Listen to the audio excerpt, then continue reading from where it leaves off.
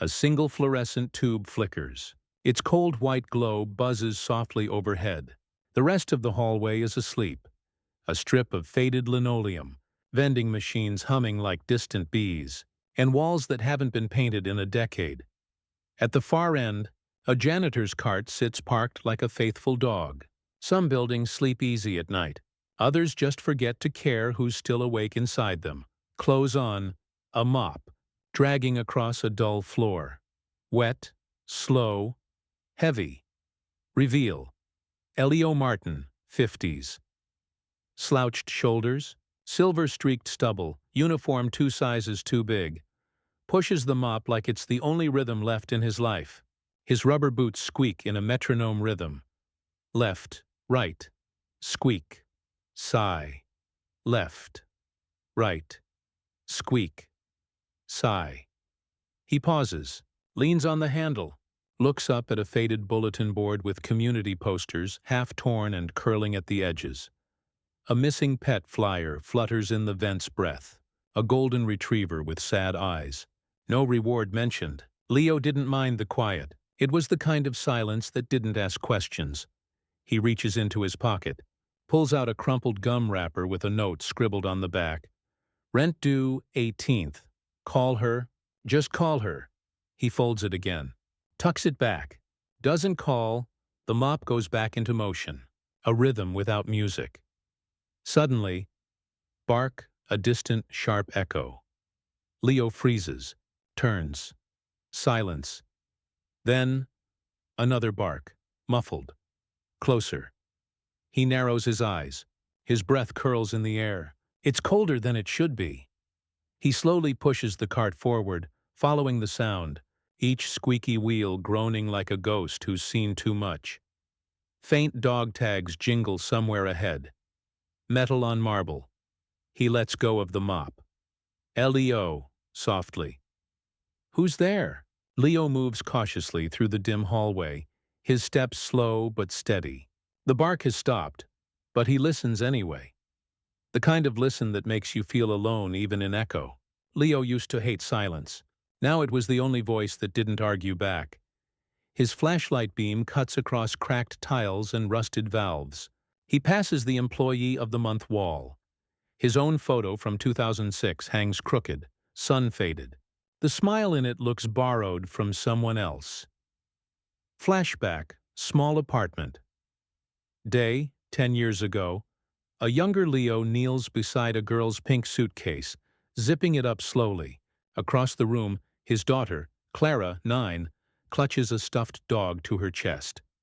Clara, do I have to go now? Leo smiles but doesn't answer. Instead, he kneels, kisses her forehead.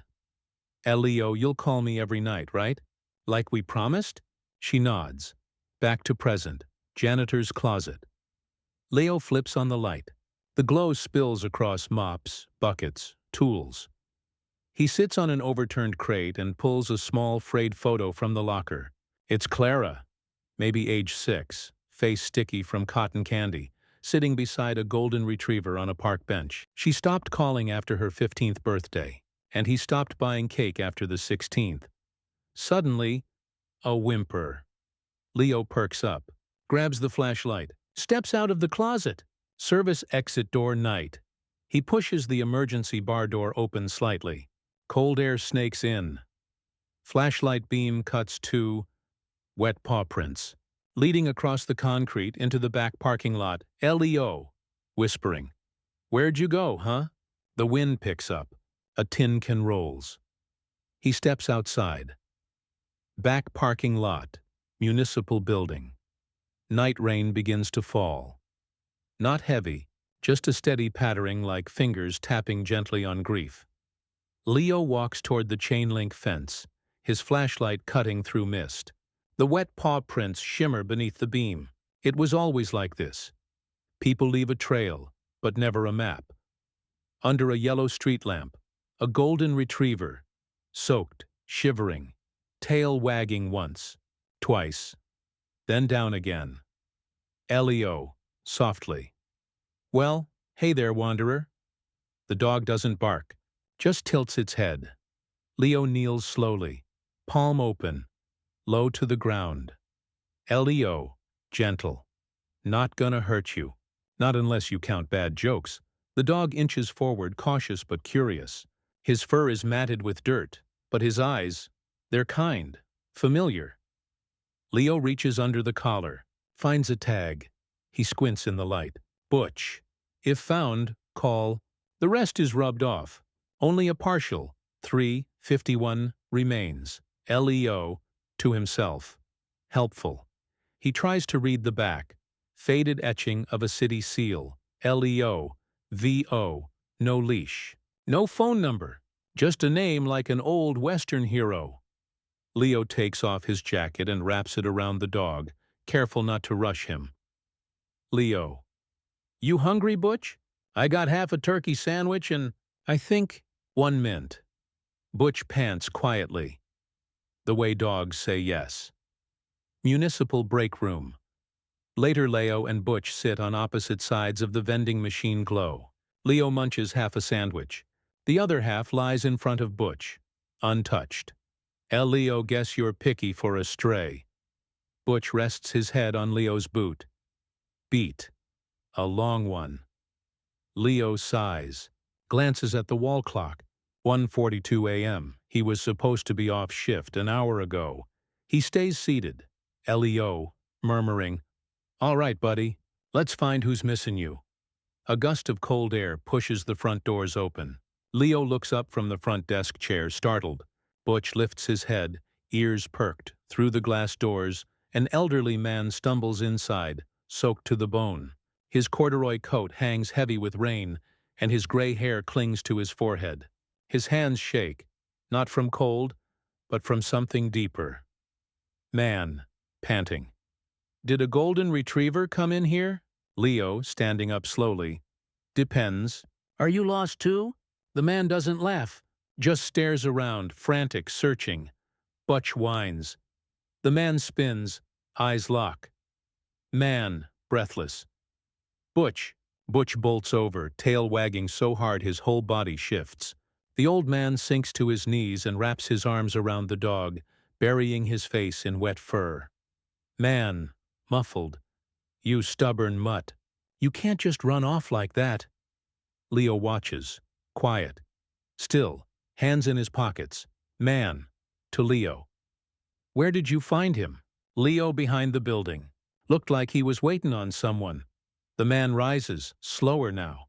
His back is curved, but there's dignity in the way he holds himself. Man, I owe you, mister. He looks closer. Man, curious. Have we met before? Leo pauses, shifts his weight. Leo, dry. I've mopped every square inch of this place. If you've stepped in something, probably me.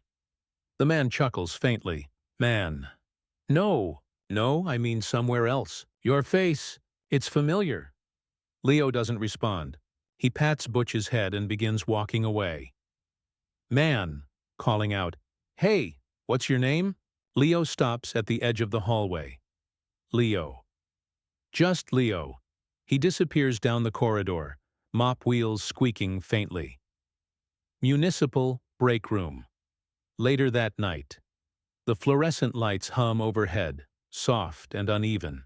A vending machine rattles as a paper cup drops beneath the coffee spout. Leo leans against the counter, arms crossed. Across from him, the elderly man sits, a towel draped around his shoulders. Butch lies at his feet, belly rising and falling slow and steady. Man name's Walter, by the way. Walter Granger. Leo nods politely.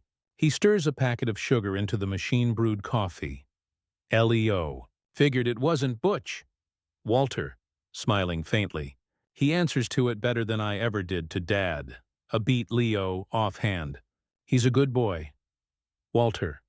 Better than I deserve most days. The clock ticks on the wall. 2:14 a.m. The kind of hour where honesty spills easier than coffee. Walter. I used to walk him every night. Routine. Same park bench. Then I stopped walking, and he didn't. Leo sets the coffee in front of him. Walter. Softly. I fell asleep in the chair. Woke up and he was gone. LEO dogs remember what we forget, especially where we belong. Walter studies Leo. Quietly. Walter, you don't talk like a janitor. LEO, without flinching. Most people don't listen like a dog. A chuckle. Then stillness. Walter, you have kids? Leo hesitates. A daughter. Clara, haven't seen her in a while. Walter shifts. Something behind his eyes dims. Walter, quiet. Daughters. They leave before you realize you were holding too tight. Leo stares into his empty cup. LEO. Sometimes they leave because you didn't hold tight enough. The room goes quiet again. Then, Walter sets his cup down and stands.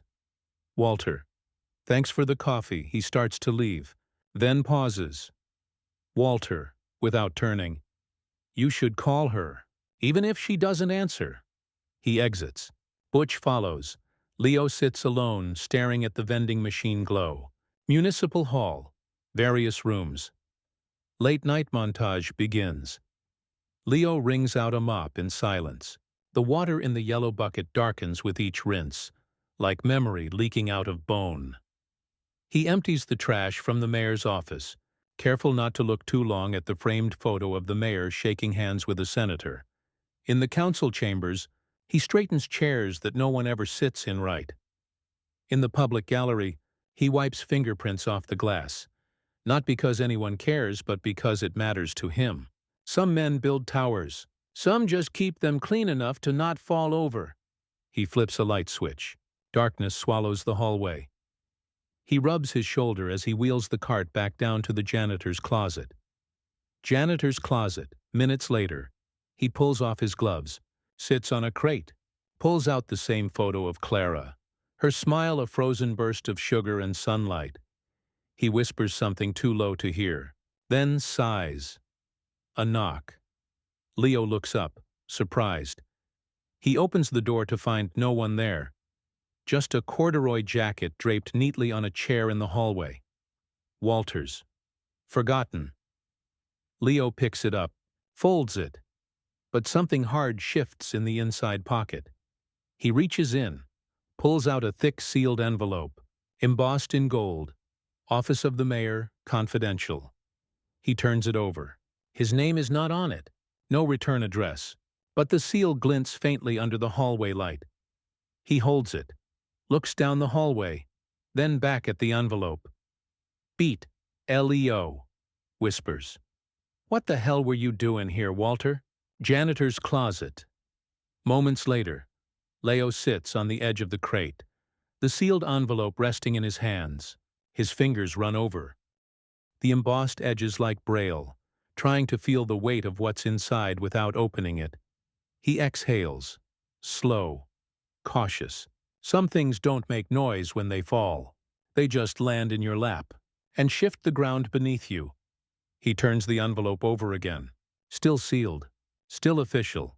The wax crest of the mayor's office glints against the weak yellow light. Leo, you forgot something big. Walter. He considers setting it aside. Doesn't employee lounge. Leo sits alone, coffee in one hand, envelope in the other. He doesn't open it, but he holds it like he might. He wasn't the kind of man to snoop, but he also wasn't the kind to get dropped into other people's secrets. Until now. Hallway. He walks with it in his pocket as he mops, as he empties bins, as he cleans handprints off glass. The envelope stays tucked in his jacket pocket. Heavy, silent, waiting. He pauses near the front lobby, looks at the portrait of the mayor. Polished smile, polished plaque. Then back down at the envelope. LEO, muttering. Why would Walter? He stops himself. He walks toward the lobby exit. Stops again. He looks toward the staircase that leads up to the mayor's office. Some questions don't get answers, only choices. He stands at the crossroads between elevator and door. 2 lives. 1 choice. Municipal building. 2nd floor, night. The silence on the upper floor is different. Colder, cleaner. Like a museum no one visits. LEO walks slowly, envelope clutched tight in one hand. His boots echo against the polished marble. A janitor's footsteps in a place built for handshakes and press photos. He didn't belong here, not with his work boots, not with his calloused hands. But he wasn't here for himself. He reaches the mayor's office door. Mahogany. Gold nameplate. Locked, of course. He hesitates, then bends down, carefully slips the envelope through the narrow gap under the door. The envelope disappears inside. He lingers for a moment, staring at that gold-plated name. Some names open doors, others just clean the fingerprints off them. He turns to leave. Footsteps, fast. Behind him. Leo freezes. Mayor Thomas Granger, 40s, enters from the stairwell. Pressed suit, tired eyes, carrying a briefcase and irritation. He stops dead. Mayor, sharply. What are you doing up here? Leo straightens. Leo, calm. Returning something that wasn't mine. Mayor, frowning. At 2:30 in the morning, Leo nods toward the door. Leo, it's under there. You might want to check it before your staff does. The mayor steps forward. Doesn't bend, just looks Leo up and down. Mayor, you read it? Leo measured, didn't have to. Envelope said enough. The silence swells between them. Butch's bark, OS, echoes faintly from downstairs. The mayor's face changes, just a flicker. Recognition. Mayor, quietly. You're the one who found the dog? Leo doesn't answer, just gives him a small, tired nod. Beat. The mayor's jaw clenches. Mayor's office. Hallway. Continuous. The tension sits heavy between Leo and Mayor Thomas Granger, like storm clouds trapped indoors. The mayor steps past Leo, bends down, retrieves the envelope from beneath the door, turns it over. Mayor, sharply. Where did you get this? Leo. Your father left it behind. Figured it was important. The mayor's face tightens. He slides the envelope into his briefcase, still unread. Mayor. And you thought, what? That sneaking up here in the middle of the night would look responsible? Leo's eyes narrow, just a flicker. Leo, I didn't sneak. I returned it. Mayor. You don't belong up here. This isn't your floor, Martin. Leo, quietly. Neither is the dog shelter, but that didn't stop him from running there. The mayor's nostrils flare. Mayor, you opened it, didn't you? Leo, calm. Didn't need to. You already sound guilty. The mayor steps closer. His voice drops, low and cutting. Mayor, men like you don't get to play hero. You clean floors, you don't carry secrets. Leo doesn't blink. He stands there, mop handle still in hand, like a man holding a flag instead of a tool. Voice. OS. He didn't open it. Both men turn. Walter Granger stands at the stairwell. Coat on, wet again, out of breath but watching sharply. Walter, firmly. I did. I left it behind by mistake. Leo found it and didn't read a word. The mayor looks between them. His power begins to shrink in the hallway light. Walter. You should thank the man. A long pause. Leo doesn't wait. He turns, walks back toward the stairs. Some confrontations don't end in shouting. They end when the right person speaks up. Municipal building. Grand foyer. Minutes later, Leo walks slowly beneath the towering pillars, floor polished like a mirror. His reflection moves beside him. Tired, quiet, used to being looked through. The click of dress shoes approaches behind him. He doesn't turn. Mayor Thomas, OS. I owe you a thank you. Leo stops. Faces forward. Leo, flatly. You already gave me one. Called it, you don't belong here. The mayor exhales. Not used to apologizing, especially not to men with calloused hands. Mayor. Look, this place, it's full of wolves in suits. I'm expected to know who's got teeth. I mistook you for one. Leo, and if I had been? Mayor, shrugs. Then at least you would have done something with it. Most just fold the truth and hide it under someone else's rug. They stand there, between marble columns and fluorescent silence. Mayor, after a beat. My father likes you. He doesn't like anyone. Leo chuckles once, a dry sound, almost dust. Elio, he liked your dog first. The mayor smirks, the smallest crack in his polish. Mayor, look, there's a fundraiser dinner next week. Public event. Local donors, shelter people, reporters. Elio raises an eyebrow. Elio, you inviting me to dinner or asking me to mop after it? Mayor, half laugh. Neither. I'm asking if you'd come as a guest. Leo, dry. That's some new city code? Mayor, serious. It's optics. The dog story's good for press. You're part of it whether you like it or not. Leo doesn't answer, just looks past him toward the building's empty entrance. Mayor, quieter. Look, you can say no, but it might help the shelter. Elio finally turns back, meets his eyes. Elio, I'll think about it. Municipal Plaza. Daytime, few days later. The city flag flaps against a blue sky. A modest crowd is gathered outside the municipal building. Local news vans, folding chairs, smiles stretched a little too wide. A podium stands in the center, decorated with flowers and a banner. Community heroes celebrating compassion. Leo, wearing his cleanest button-down and borrowed blazer, stands awkwardly at the edge of the stage. His hands are buried in his pockets. His work boots don't match the polished tiles beneath him. Butch lies beside him, leash loose, tail wagging.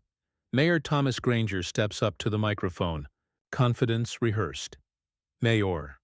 And in times where politics divide us, it's simple acts of kindness that bring us back together. A man with no title, no authority, just heart. Leo shifts. Uncomfortable mayor gestures behind him. Leo Martin, a humble city janitor, found my father's lost dog. He didn't seek praise. He didn't ask questions. He just did the right thing. Scattered applause. Leo glances at Walter in the front row, who gives him a small, proud nod. A camera flashes. Then another. The mayor leans closer to Leo, sotto voce, still smiling for the crowd. Mayor, quietly. Just wave. Helps everyone look good. Leo, flat. Didn't realize this was a costume party. The mayor chuckles through his teeth. The cameras keep clicking. Backstage tent, moments later. Leo pulls off the blazer, stares down at the badge-shaped community hero pin stuck to his chest. Shiny. Plastic. He peels it off slowly and sets it on a folding table. Some people wear medals. Others just carry the weight. He walks out the back of the tent, alone. Leo's apartment, Nita. Small, dim space, second-hand furniture. Quiet. Leo sits on the couch, shirt untucked, TV flickering with no sound. Butch lies curled up by the door, snoring softly. Leo holds his cell phone, screen lit with the name Clara, no answer. He stares at it, hesitates, then presses call, ringing. One ring, 2, 3. Voicemail, VO. Hi, this is Clara. I can't answer right now, but leave a message. Beep, Leo, softly. Hey, it's me. Dad? He swallows, looks at the framed photo of her on the shelf. Age 10, missing front teeth, still smiling with her whole face. Leo. I saw Butch again. Still picky with his snacks. Still loyal. Beat Leo. Quiet. There's this thing the mayor did. A speech. A medal. Didn't wear it. Didn't feel like mine. His thumb trembles slightly. Leo, I don't know if you want to hear from me. I just wanted to say I still think about you. Every day. He closes his eyes. Fighting emotion. Leo, anyway. Hope you're safe. And that you still sing in the shower like you used to. You were awful, but God, you were loud.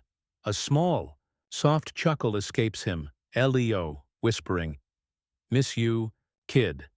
He ends the call before she can hear him break. Clara's bedroom, unknown location, simultaneously. A young woman, Clara, 20s, sits on the edge of her bed, phone glowing in her hand. Her eyes fill with tears.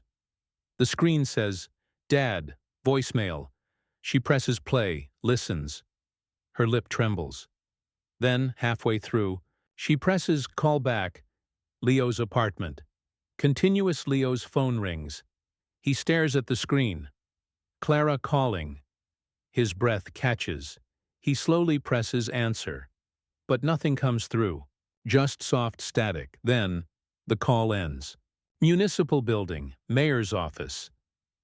Next day, Leo stands in front of the mayor's desk, arms folded, work gloves hanging from his back pocket. Mayor Thomas leans back in his chair, sleeves rolled up, eyes scanning a document. But he's not reading it. He's rehearsing.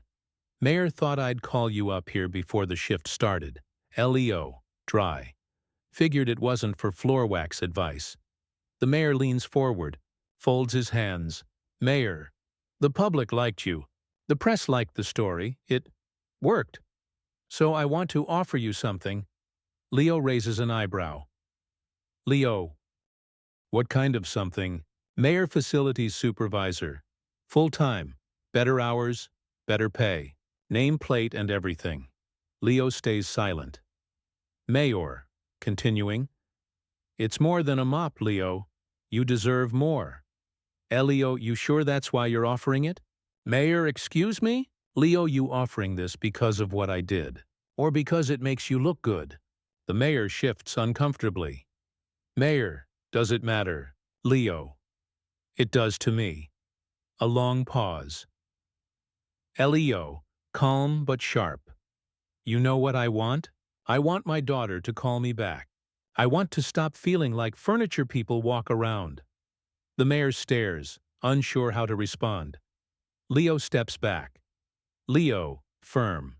Keep your promotion. Some floors I'm not meant to stand on." He turns and walks out, slow, steady, leaving the mayor in his silence. Stairwell. Moments later. Leo stops midway down the stairs, takes a breath, lets it out. There's a pride that pays nothing, and a dignity that buys you peace. He keeps walking. City dog shelter. Late afternoon. The building is small, tucked between a laundromat and a pawn shop. The paint on the shelter's sign has faded to a quiet plea. Leo stands across the street, hands in his jacket pockets, watching. A few people come and go. A child skips out with a leash. A woman wipes tears from her face and smiles at the puppy in her arms. There are places built to heal people, and then there are places where dogs do the healing instead. Leo crosses the street slowly. The old bell above the door jingles as he enters. Dog shelter, continuous. The air smells like shampoo, wet fur and something hopeful. Dogs bark from cages, some restless, some quietly curled into their corners like secrets waiting to be told. Leo walks slowly through the rows. A golden mutt raises its head and wags half-heartedly. Leo smiles. Leo, softly. "Hey, buddy. Didn't come to take, just came to visit." He stops in front of the front desk. Unmanned. A clipboard rests there, scribbled with volunteer names. He flips the page. Clara M. written in blue ink. Today's date beside it. Leo's heart skips, then stumbles. Before he can fully process it, a laugh. Soft. Familiar. He turns his head. Through a smudged glass pane, he sees her. Clara, early 20s now, crouched beside a dog crate, gently stroking a trembling puppy's ears. She looks peaceful, present, alive in a way that stings. Leo, whispers, "You found your place." He doesn't move, doesn't call out, just watches. His hands tremble slightly, but he keeps them in his pockets. Sometimes the closest you'll get is across the glass. Dog shelter, side hallway, moments later. Leo leans lightly against the wall, just out of view. He watches Clara through the window. her hands moving gently as she replaces a bowl of water, brushes hair from her face, laughs softly when the puppy licks her sleeve. Then, as if pulled by something invisible, she glances up, their eyes meet, for one long, hollow second. The world holds its breath. No words, no footsteps, just two pairs of eyes, one aged by time and guilt, the other guarded, unsure, but not surprised. Leo doesn't smile. He doesn't dare. Clara stands frozen. Her hand lingers on the puppy's head, but her fingers no longer move. Leo, softly from his side. "Hi, Bug." She doesn't hear it. Or maybe she does, and pretends she didn't. She slowly straightens. She walks to the table near the wall, picks up her notebook, tears out a page. She places it gently in a donation tray by the exit, then turns, exits the room, never breaking eye contact until she's gone. Leo doesn't follow. His hand touches the tray. A child's drawing, faded, colored with crayon. Two stick figures holding hands, one labeled Daddy, the other, Me. Above them, a crooked sun. A little dog beside them. The bottom corner says, Clara, age 6. Leo stares at it. There are things kids give you once, and if you lose them, they never draw them twice. He folds the paper slowly, holds it to his chest. The dogs bark somewhere in the background, but inside Leo, silence. City dog shelter. Backbench. Dusk. The sun droops behind gray clouds. The city moves on beyond the chain-link fence, but here, time folds quietly inward. Leo sits alone on a weathered bench behind the shelter. The drawing is still in his hand. Edges soft from being touched too much, too fast. He holds it up against the pale sky. She drew it after he missed her kindergarten play. Made him promise never to miss another thing. And he didn't, until he missed everything. Flashback. Apartment, living room, night. Years ago. Younger Leo, 40s, kneels beside Clara, 6, as she scribbles furiously with her crayon set, Clara. "You have to hold the dog's leash right, Daddy. He'll run away." Leo laughs. "Leo, like you ever let go of me long enough for that to happen." She beams. Her smile is a lighthouse. She holds up the drawing, proud. "Clara, see, it's us. I even made the sun happy." Leo takes the paper, taps her nose. "Leo, you made me happy too." Bug, back to present. Shelter bench. Leo lowers the drawing slowly. The same crooked sun. The same stick arms. The same leash in her tiny hand. But there's no real dog now. Just memory. He closes his eyes, breath shaky, his throat tight. Then, his shoulders begin to tremble. Not a sob. Not a collapse. Just a man surrendering to all the things he never said. The wind tugs at the edge of the drawing in his hand. He grips it tighter. Some sketches are never finished. But the heart fills in the rest. Butch slowly trots over from the fence line, lays his head gently in Leo's lap. Leo weeps silently. The dog stays still. City event hall, evening warm lights, clinking glasses, polished shoes gliding across marble. The fundraiser dinner is in full swing. Round tables dressed in white linens. Waiters serve filet mignon like confetti at a politician's wedding. Leo stands near the back wall, out of place in a second-hand blazer again. His tie hangs slightly crooked. He was invited, yes, but not expected. He scans the crowd. Donors, city council members, camera crews, and staffers trying to look important. At the head table, Mayor Thomas laughs with donors. Walter Granger sits quietly beside him, eyes scanning the room. Leo steps forward slowly, unsure. Woman at table, whispering. "Is that the janitor from the dog thing?" Man, shrugging. "Probably here to mop up the speech." Leo hears it. Keeps walking. A waiter passes. Leo catches a falling roll before it hits the floor. Sets it gently on the table. Doesn't say a word. Mayor, spotting him.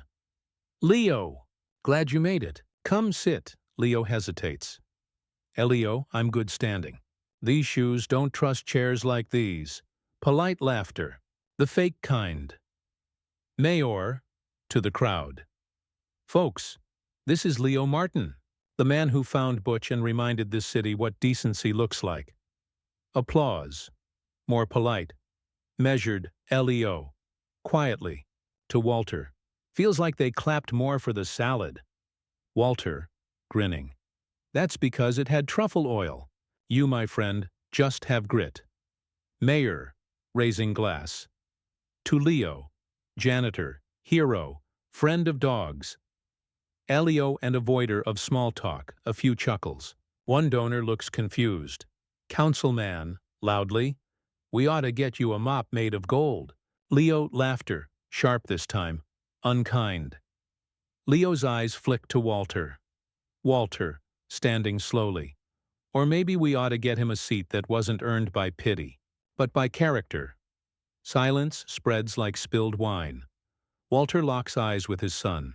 The room stiffens. City Event Hall. Side balcony. Later that night, the party continues behind glass. Music. Clinks. Laughter. Leo leans on the balcony railing, jacket unbuttoned, staring out at the city lights. The hum of traffic below mixes with muffled jazz from the speakers inside. Walter Granger approaches slowly, a glass of water in hand. Walter. The only place with real air around here. Leo nods without looking at him. Leo didn't mean to make a scene. Walter. Then next time, let me start it. They both chuckle lightly. The city glows beneath them. Walter. After a beat. You know, my son wasn't always like this. Leo glances over, curious but quiet. Walter, continuing. He used to build tree houses, with duct tape, and when they fell, he blamed the wind. Leo smiles faintly. Leo sounds like a kid. Walter. He also used to cry when stray dogs followed him home, said it meant they trusted him. Leo, so what happened? Walter. He started winning. Elections, debates, rooms full of people nodding for the wrong reasons. He sips the water. Looks tired. Walter, softer. I stopped correcting him, stopped reminding him who he was. Leo. And now? Walter looks at him. Now I see you. Leo shifts, caught off guard. Leo me? Walter. The way you carry silence. The way you looked at your daughter across that glass. You remind me of someone I once failed. A long silence. The kind that feels like truth cooling between two men. Walter. Don't let your daughter become a stranger you recognize too late. Leo looks down, gripping the rail. The city moves on beneath him. Loud, alive, indifferent. Event hall. Later that night, the main room has shifted into its second act. Tables cleared, lights dimmed, soft music playing. A banner overhead reads, Family and Community, Together Again. Leo stands near the punch table alone, holding a glass he hasn't touched. He watches from the sidelines. On the dance floor, fathers twirl daughters. Young girls stand on shoes too big. Old men hum forgotten songs. Laughter fills the air like perfume. There are songs you don't forget, not because of the melody, but because of who stopped singing them. Leo's hand instinctively slides into his jacket pocket. He pulls out the folded drawing, the crayon sketch of him and Clara and a crooked sun above their heads. He holds it tight, doesn't open it, doesn't need to. Flashes of memory. Clara, age 7, dancing on his boots in their living room. Clara, age 10, spinning in her new dress before a school event. Leo, late again, arriving to find the dance already over. Back to present. The music slows. A nearby father calls out, Father, ready for this one, sweetheart? His daughter nods, arms raised. Leo watches them move in slow rhythm, a mirror of what could have been. He turns, walks slowly through the side door. Event hall, kitchen, hallway, continuous. Dim light, stacked trays. The hum of refrigerators. Leo walks alone. No spotlight. No applause, just quiet steps echoing against steel and tile. Not every man gets a second chance. Some just get one more room to walk out of. He pushes the service door open. Leo's apartment. Late night. A small lamp glows in the corner. The TV plays an old black and white film, muted. Leo sits on the couch, still dressed from the fundraiser, his tie loosened, jacket tossed aside. Butch lies nearby, chewing quietly on a tennis ball. Leo stares at his phone. No new calls, no messages. He runs a hand over his face, exhales deeply. Then, buzz. He freezes. Phone screen lights up. New message. Clara. He opens it. Text from Clara. Why now? Just 2 words.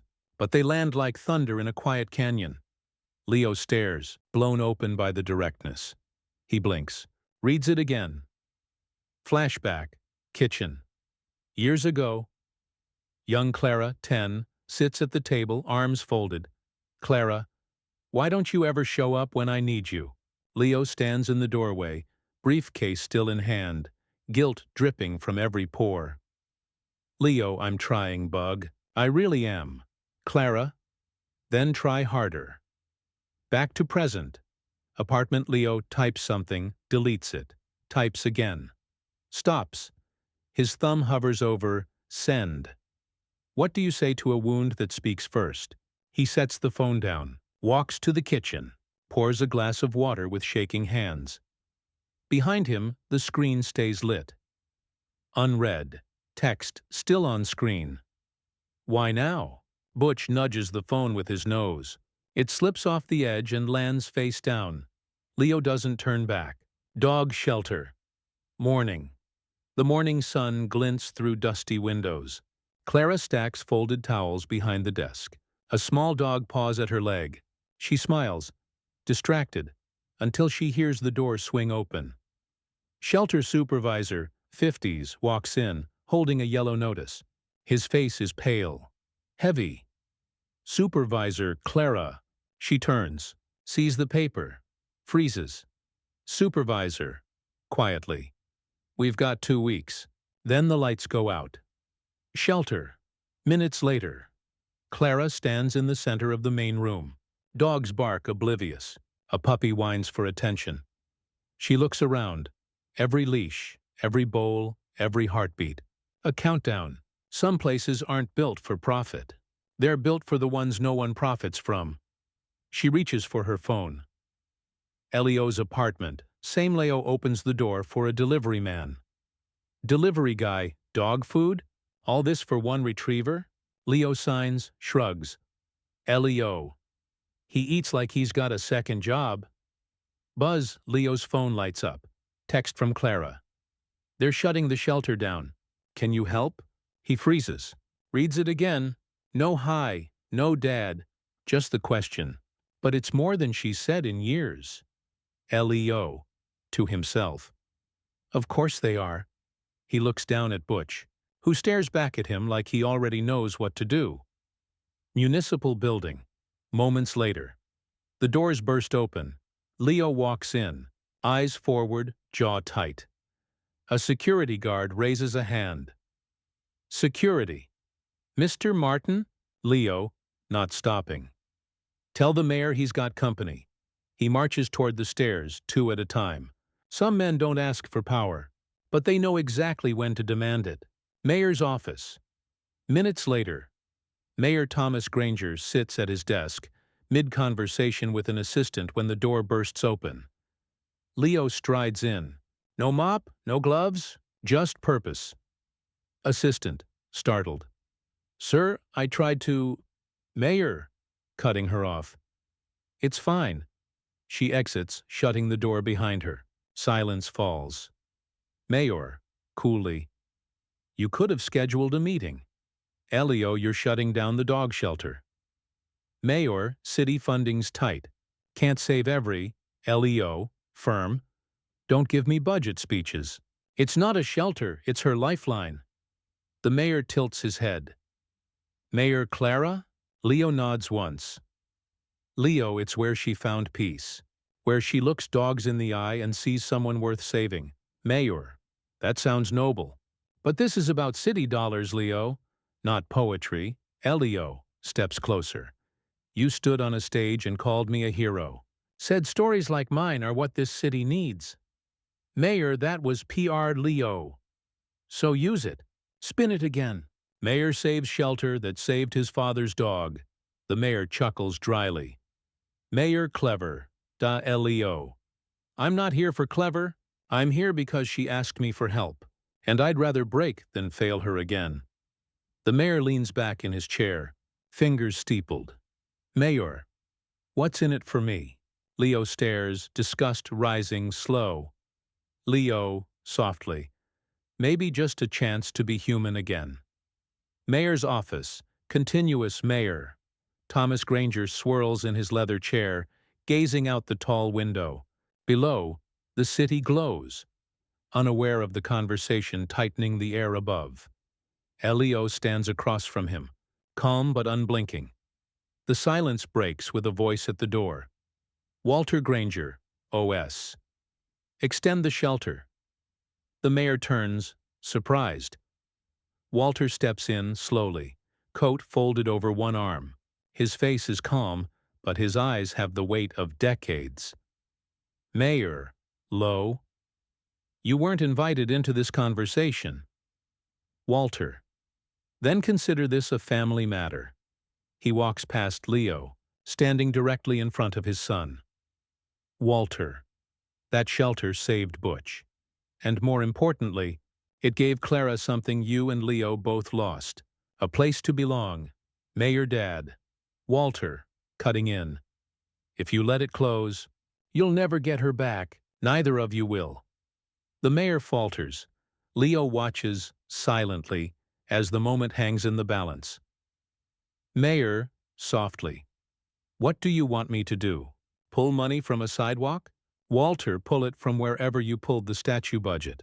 Or I start talking to reporters about the real cost of this city's PRA beat. The mayor exhales, rubs his temples, then reaches for his phone. Mayor, 1-month extension. I'll find a way to cover it. Leo doesn't smile, doesn't gloat. Leo, quietly. Thank you. The mayor looks at him. Mayor, you should thank him. Leo nods to Walter. Leo, I already did. With coffee. Dog shelter. Early evening. The sun rests low, casting long gold shadows. The gate creaks as it opens. Leo and Clara walk side by side, not close, but not apart. Butch trots ahead on the leash, tail swaying, nose twitching. They move slowly past rows of kennels. Barking dogs settle as Clara moves. Her presence is a hush. Leo glances at her. She doesn't look at him, but she isn't walking away either. Sometimes the first sign of healing is silence that doesn't sting. They reach the last enclosure. A shy shepherd mix cowers in the corner. Clara kneels, opens the latch gently and sits inside the pen. Leo watches her with the dog. She doesn't rush it. She never did. Leo, quietly. You were always better with creatures who didn't talk. Clara, without looking up. That's because they listen better than people who do. A beat. She finally looks at him, eyes softer, tired but no longer angry. Clara, why'd you come back here? Leo, shrugs. Didn't feel like leaving was working. She exhales a faint laugh. Clara, gently. Butch still picky with his food? Leo only when I make it with guilt. She finally smiles. They walk back toward the office together, side by side this time. The silence between them, easy now. As they reach the shelter door, she stops. Clara, I still remember your lullaby. You only sang it when I couldn't sleep. Or when Mom left. Leo freezes, looks at her, surprised. Leo, I thought you forgot. Clara, softly. I didn't forget anything. I just stopped saying it out loud. Dog shelter. Night, a light wind hums through the trees behind the shelter. Streetlights flicker. Crickets chirp faintly in the distance.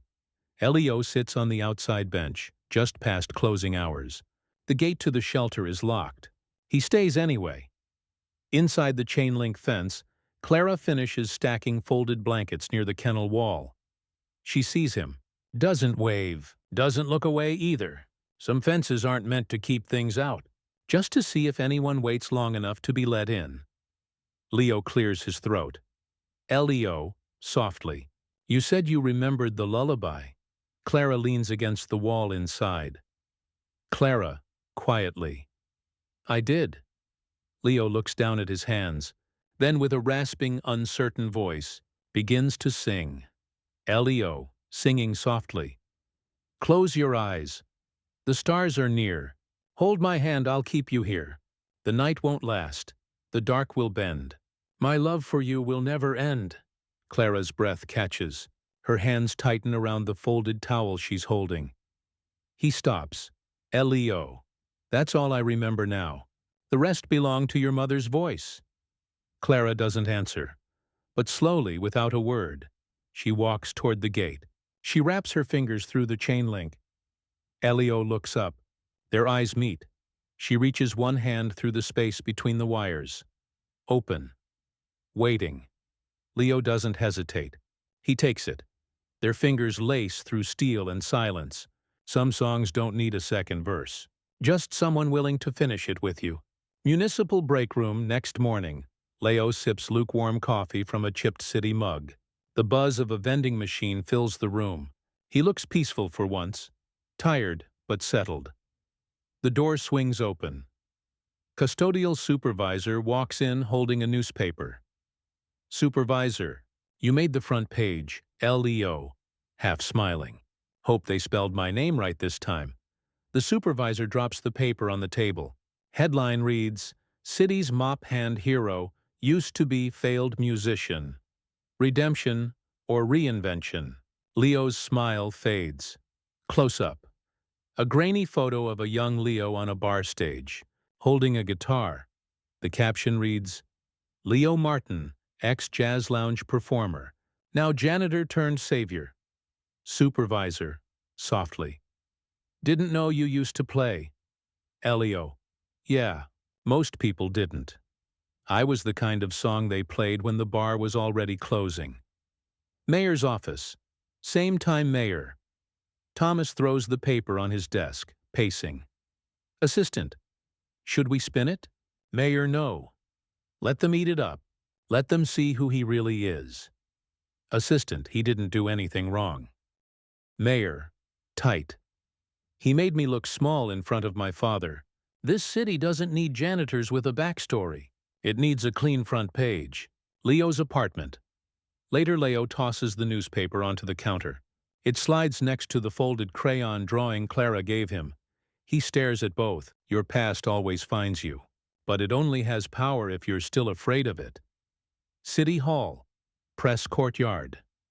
Next day, a makeshift press conference unfolds beneath a banner that reads, City Forward, Priorities and Progress.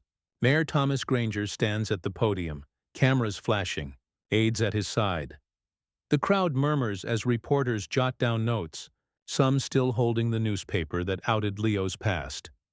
Mayor, confident. This administration is committed to transparency, to service, to giving the city role models who reflect our values. He pauses, scanning the audience with a subtle smirk. Mayor, we must remember, just because a man finds a dog doesn't mean he's fit to lead a parade. A few soft laughs. A reporter lowers her pen. Mayor, continues. You want the truth? Leo Martin wasn't a hero. He was a struggling musician who washed out and disappeared into the night shift. A failed man doesn't become a leader just because the news likes a headline. Murmurs rise among the press. A few cameras zoom in. Voice from the crowd, OS. He never asked to be a leader. The mayor freezes. The crowd parts slightly. Clara stands there, hands at her sides, expression unreadable, her shelter volunteer shirt still damp with dog hair. Clara, louder. And he didn't wash out. He raised me. He worked when no one clapped. He stayed when everyone else left. The silence deepens. Clara, to the crowd. You think he's not a hero because of where he works? Because he has calluses instead of campaign money? She steps forward. Clara, firm. You want to know who my father really is? City Hall, press courtyard. Continuous. All eyes are on Clara. The wind tugs gently at her sleeves, but her voice stands steady.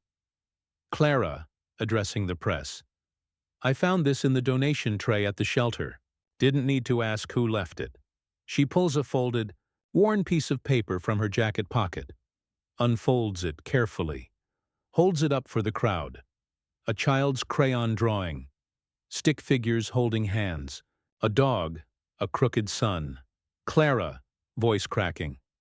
I drew this when I was 6, because I thought my dad was the only person who could make me feel safe again. She looks at the mayor, eyes sharp. Clara. That was before the missed birthdays, before the custody weekends that turned into voicemail, before I decided it hurt less to stop hoping.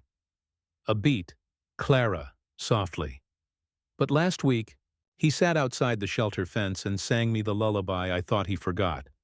She looks directly into a camera. Clara, and I realized he didn't stop showing up. I just stopped looking in the right places. Tears gather in her eyes, but she doesn't blink them away. Clara, to the crowd. My dad might clean your floors, but he holds more dignity in his silence than most men have in their speeches. She turns to Mayor Thomas, stone cold. Clara, quiet but lethal. You only know how to raise your voice. He knows how to raise a daughter. The mayor opens his mouth, says nothing. Cameras keep rolling, but no one says a word.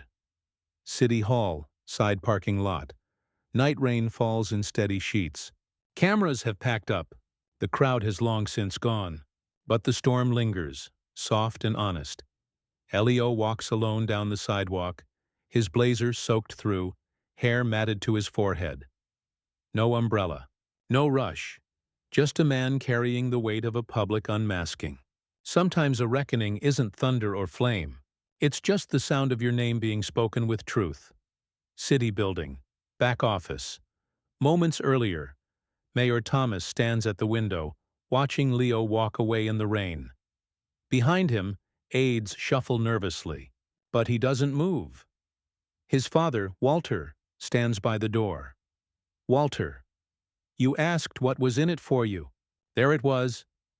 He walks out, leaving the mayor to stew in silence. Leo's apartment building. Later, Leo climbs the stairs slowly. Each step drips, reaches the top landing. He slides the key into the lock, then freezes. Sitting on the doormat, knees tucked to her chest, drenched but still. Clara. She looks up, doesn't speak, neither does he. The only sound is the rain between them, a quiet confession falling from the sky. Leo takes off his jacket, wraps it around her shoulders. She doesn't protest. He unlocks the door, opens it, waits. She stands, walks inside. He follows, but only after looking up at the sky, letting the rain hit his face for one more beat. You can't go back in time, but sometimes the people you love wait for you in the future. Leo's apartment, night-soft lamplight glows in the living room. The rain patters gently against the window now, like a lullaby learning restraint. Leo stands in the kitchen, 2 steaming mugs in hand. He sets one down on the small table across from Clara, who sits bundled in a dry hoodie, hair damp, eyes fixed on the floor. A silence so deep, it feels like history. Leo, quietly. I never knew what to say. After I messed up. Clara, you still left the messages. Leo. Yeah, it was easier to talk when you couldn't answer. She looks up. His eyes are honest. Bare. Clara. You always said you were tired. I used to think it was an excuse. Leo. Softly, it was. But not for what you thought. I was tired of feeling like I already lost you, even when you were 10 feet away. A long silence. Then, Clara, I hated you. He nods slowly, accepts it like medicine. Clara, tears forming. but I never stopped hoping you'd show up again. Even if I pretended I didn't want you to. Leo's throat tightens.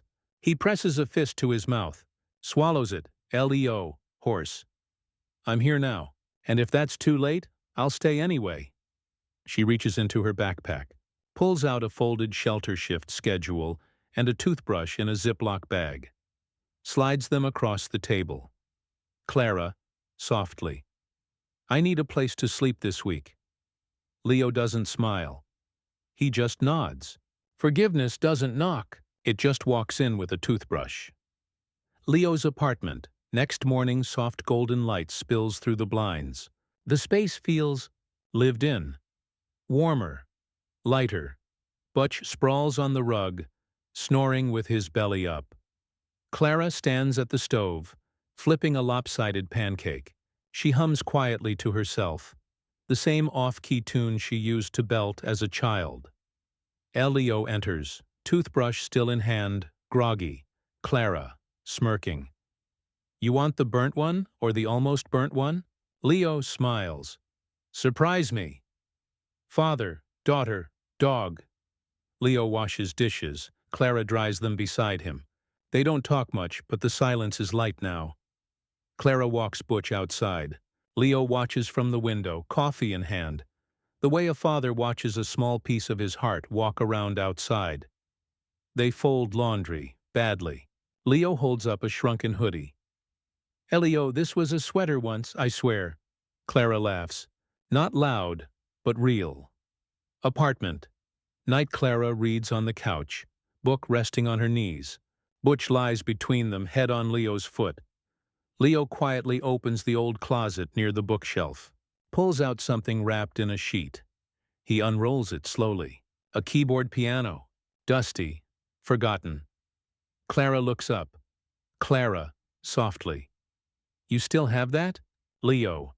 I never sold the only thing that still knew how to speak. He plugs it in, hits a single key. It hums. Then another, and another. A quiet melody begins.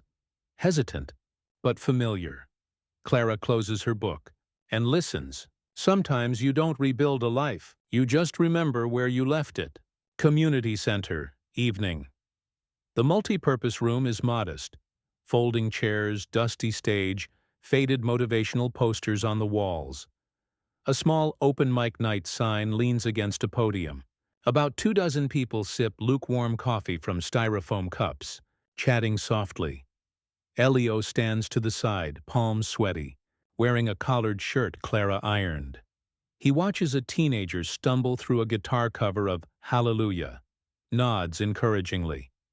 At the back of the room, Clara and Butch sit together. She gives him a quiet thumbs up. Some ghosts don't haunt you. They wait for a stage and a working speaker. Moments later, on stage, Leo sits behind a second-hand keyboard. He adjusts the mic, clears his throat. Leo, to the room, haven't played in a while. Apologies in advance to your ears. And to Leonard Cohen. Soft laughter. He presses a key and begins. Montage. As he plays.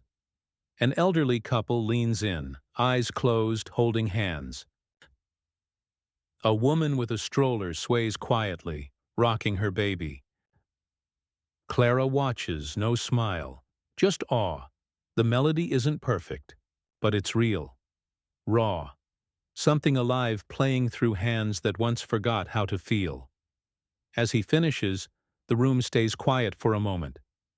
Then warm applause rises, real and generous. Leo exhales, laughs under his breath. After the set, backstage area. Silver-haired woman with a clipboard approaches. Woman, we run a Sunday brunch here. Would you consider playing once a week? Small stipend, nothing fancy. Leo blinks, caught off guard. Clara, grinning behind him. Told you the piano missed you. Leo, smiling gently. I think I missed it more. Resurrection doesn't come with lightning. Sometimes it sounds like a broken key. Pressed anyway. City courtyard. Afternoon. Sunlight glints off the city seal carved into the podium. A crowd gathers beneath rows of chairs and shade tents. Local news crews adjust microphones and camera tripods. A banner reads, "Community First, New Beginnings Announcement." Mayor Thomas Granger stands at the microphone. But his usual polish looks worn. His tie is looser, his smile tight. Walter Granger watches from the second row, arms folded. Leo stands off to the side near a refreshment table, not hiding, but not seeking attention either. Clara sits beside him, calm, curious. Mayor, at podium. Public service is about learning, and I've learned more in the last month than in 4 years of speeches. He clears his throat. Pauses. Mayor, I once mistook a man's quiet for weakness, mistook loyalty for luck, and in doing so, I lost the respect of the people I was supposed to serve. Murmurs ripple through the crowd. Mayor, I'm stepping down at the end of this quarter. Gasps. Scattered applause. Reporters lean forward. Mayor, continuing. Because this city needs leadership rooted in compassion, in humility, in people who know what it means to carry a community. Not just give it orders. He gestures gently toward the edge of the stage. Mayor, which is why I've nominated someone to take over programming for the Municipal Community Center, someone who already knows how to rebuild what's broken. He looks straight at Clara. Mayor, genuine, Clara Martin. Heads turn, a beat of stunned silence, then applause. Leo looks at Clara. She looks back, stunned, searching his face for what she should feel. He just smiles, Leo, softly. If you say no, I'm blaming the dog. She laughs, then exhales, nodding faintly. Power isn't passed down. Sometimes, it's handed back to where it always belonged. Mayor's estate, early morning. The tall iron gate creaks open as the paperboy pedals past. The estate is still, grand, quiet, but beside the hedge-lined walkway, in the same place as always, sits Butch. No leash, no command, just waiting. He lies with his head resting between his paws, tail still, ears perked at the faintest of sounds. Some hearts don't move on. They stay planted where the love was last real. Leo's apartment. Moments earlier. Leo sips his morning coffee. The radio hums softly with an old jazz standard. Clara packs her notebook and clipboard into a canvas bag. She wears her new community center staff badge on a lanyard. Clara. I'll be back before lunch. You good? Leo. As long as Butch doesn't steal the blanket again, I'm golden. Clara opens the door. Stops. Clara, grinning. He's already at the gate, Mayor's estate. Later, Leo walks up slowly, hands in pockets. Butch's ears perk. He lifts his head, a moment of recognition. No bark, no rush. Just the kind of knowing that doesn't need theatrics. Leo crouches beside him. Leo, softly. You don't have to keep showing up for people who didn't. Butch leans in, presses his head into Leo's chest. Leo chuckles, rubs behind his ears. Leo. Then again, what do I know? He sits beside Butch on the stone steps. 2 figures, 1 man, 1 dog, beneath the rising sun and a sky clearing at last. Loyalty doesn't ask for applause. It just waits until someone sits down beside it. Community Center. Multi-purpose room. A modest crowd of children gathers, fidgeting in metal chairs. A sign taped to the door reads, Free Music Hour, all ages welcome. Leo sits at the front behind a refurbished upright piano. No spotlight, no sheet music, just his hands and heart. He presses a few tentative keys. The kids go quiet. Then, he begins to play. Leo leads the group through simple melodies. A few kids mimic him on toy keyboards. Others clap along, offbeat but joyful. Hadi. He kneels beside a boy struggling with hand placement and gently guides his fingers to the right keys. A parent peeks in through the door, eyes wide with surprise, then softens into a smile. Oda, the janitor cart, once his sidekick, now sits idle in the corner. Dust on the handle, Community center. Later, Clara walks in with a box of donated music books. She stops when she sees Leo mid-lesson, swaying slightly as he plays. He glances over. She nods toward the other stool beside him. Clara scoot. Leo shifts. She sits beside him.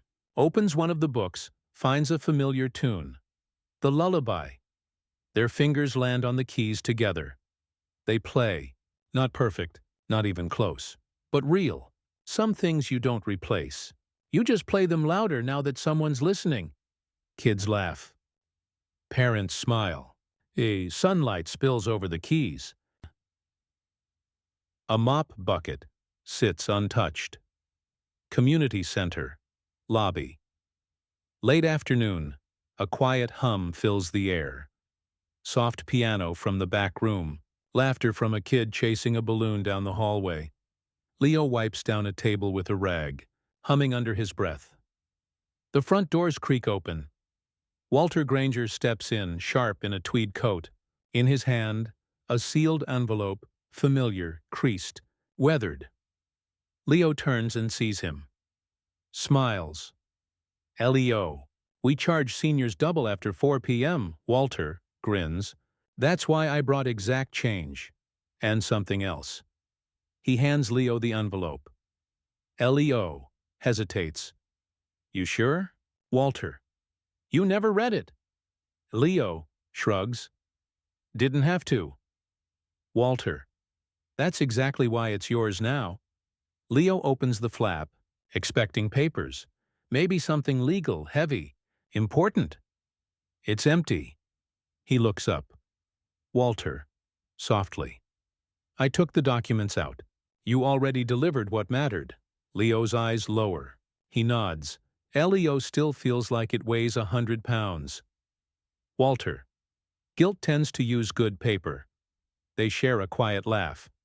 Clara, OS.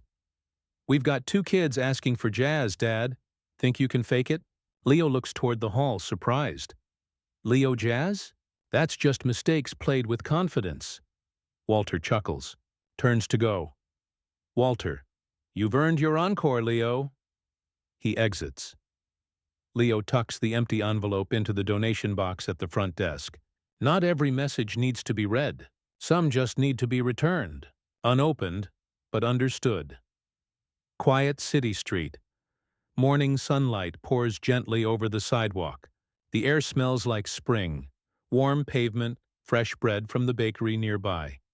Leo walks out of the community center, a fresh music schedule rolled in one hand. Coffee in the other. Butch trots beside him, leash loose, tail swaying. They walk in sync now, no tugging, no pulling. Just a quiet rhythm of trust. Across the street, park bench Thomas Granger sits alone in a plain suit. No entourage, no clipboard. He sips black coffee, watching the pigeons squabble over crumbs. He looks older, not tired, just quiet, like a man who's finally sitting inside his own skin. Butch stops, sniffs the air, then breaks from Leo with a sudden jolt of joy. Leo, surprised Butch. The dog crosses the empty street, tail wagging like it hasn't in weeks. Thomas looks up. Butch runs to him, rests his head on Thomas's knee. The former mayor smiles. Thomas. Hey, buddy. Still the only one not mad at me? He scratches Butch's ears. Leo stands on the other side of the street, watching. Thomas lifts his gaze. Their eyes meet, a long pause. No words, just 2 men. Neither better, neither beneath. Both changed. Thomas nods, Leo nods back, and that's enough. Some things you don't chase again. You just forgive from a distance, and let the dog decide the rest. Community center courtyard. Evening string lights dangle from the rafters. Folded chairs fill the open space. A small stage has been set up with a microphone and one worn-down keyboard, the same one Leo once played alone.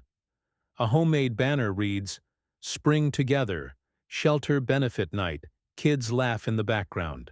Dogs on leashes sniff food carts. It's casual, humble, beautiful. Clara stands at the microphone, smiling. Clara, tonight's music is from the man who taught me how to listen, even when I didn't want to. The crowd chuckles gently. Clara, smiling to Leo. Dad, you're up. Applause as Leo steps onto the stage. He sits, breathes in, looks over at Clara. She nods once. He places his fingers on the keys, begins to play. A soft, soulful melody floats out, simple at first, familiar. Then another melody joins in, a lighter tone, delicate. Clara has picked up a second keyboard beside him. She joins in, matching his notes, echoing and answering. The crowd goes quiet. A hush falls. A mother in the audience wipes a tear from her cheek. A little boy puts his head on his father's shoulder. Worry. Walter Granger sits near the back, smiling with both pride and regret. As the music swells, it becomes something larger. A conversation between past and present, wound and healing. The final note lingers. Silence. Then, applause erupts. Not polite, not routine, raw, tearful, grateful. Clara wipes her cheek and turns to her dad. Clara whispers, "We didn't mess that up too bad." Leo, softly. "We never stopped playing, just forgot we had an audience." Second chances don't come with an instruction manual, but sometimes they come with harmony. Animal shelter. Morning light. Sunlight streaks across the check-in desk. The shelter smells of coffee, soap, and a little dog fur. The morning routine is already in swing. Volunteers preparing food, walking leashed dogs, laughter bouncing off the tile floors. On the newly painted wall near the entrance, a large black frame has been mounted. Inside it, a photo. Candid. Warm. It shows Leo, still in his janitor uniform, crouching beside a beaming Clara, both surrounded by 3 wagging dogs. Clara is laughing. Leo has one arm protectively behind her. Their bond is unposed but unmistakable. Below the photo, hand-painted in cursive gold letters, "Our Heroes." Walter Granger stands nearby, hand resting gently on a cane, taking in the photo. A volunteer approaches. Volunteer. "You knew them?" Walter, smiling softly. "Knowing them changed me." The volunteer steps aside as Clara walks in holding a tray of baked treats. She stops at the wall, smiles. Leo walks up behind her, holding a broom with one hand and a leash in the other. Clara, without turning. "I didn't think they'd actually put it up." Leo. "I didn't think I'd be standing in front of it." She laughs gently. Clara. "You're not just a janitor anymore, you know." Leo, grinning. "I never was. I just forgot how to show the rest." They stand there together, gazing at the frame. Sometimes your story hangs quietly on a wall, but echoes louder than 1,000 speeches. Shelter. Hallway. Early morning. The world is still blue with dawn. The lights hum softly overhead. The floor is clean, gleaming even. The kind of clean that comes from care, not just scrubbing. Leo moves slowly down the hallway, mop in hand.